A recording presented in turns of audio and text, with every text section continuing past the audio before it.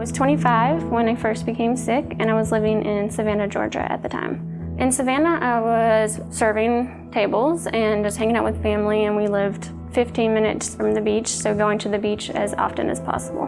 The first symptoms that I felt were definitely having a cold, and probably a couple hours after that, I started having shooting pains in my right leg. And when we got to the hospital, they determined that I had several blood clots in my right leg and had to go into emergency surgery at the time. It was so fast that I didn't really know what to think. I honestly didn't know what was going on. I definitely didn't think it would lead to anything with my heart. At that time, they had no idea what had caused the blood clots either. And so they were pretty much doing a full body workup to determine it. And at that time, they found out that I had a type of cardiomyopathy and congestive heart failure.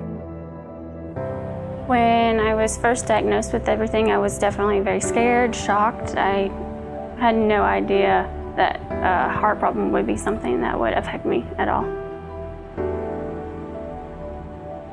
I relocated back to North Carolina after 5 months of traveling back and forth and was stable on the medicines for close to 2 years, and then I knew that it wasn't working, and that's when I demanded an echo to see exactly what the function of my heart was and what was going on. When I was at work, that's when I got the phone call and heard that I had only 20% heart function.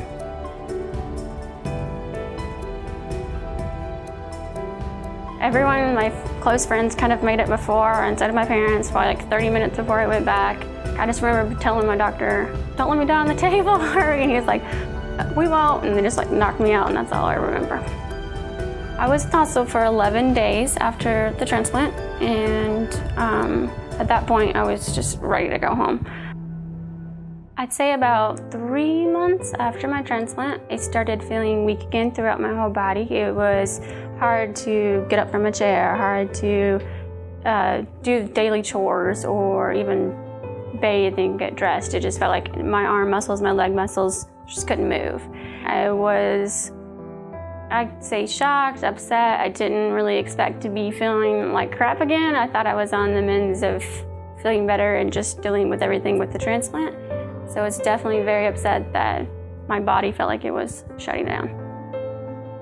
We decided to do a muscle biopsy. Through all of the testing that finally came back, it was shown as mitochondrial. My form of the mitochondrial gene only affects a small amount, was 2%, and it was also genetics. I'm actually the second person in the world with that gene in a transplant, so it's very crazy, very rare. When I finally found the real answer about mitochondrial, I was relieved that there was finally answers for what was going on with my body.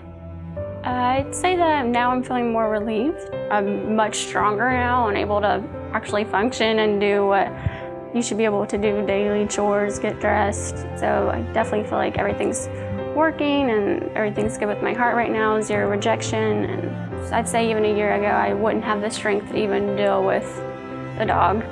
And he is definitely a ball of energy, so it keeps me going as well. Without the American Heart Association, I really don't know where I would be today. As far as the future, I just want to continue to be healthy and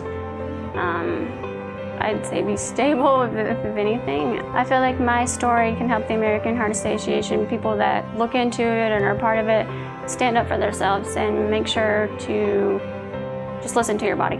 Know when something's not right. I feel very fortunate that I have benefited from the resources funded locally by the AHA.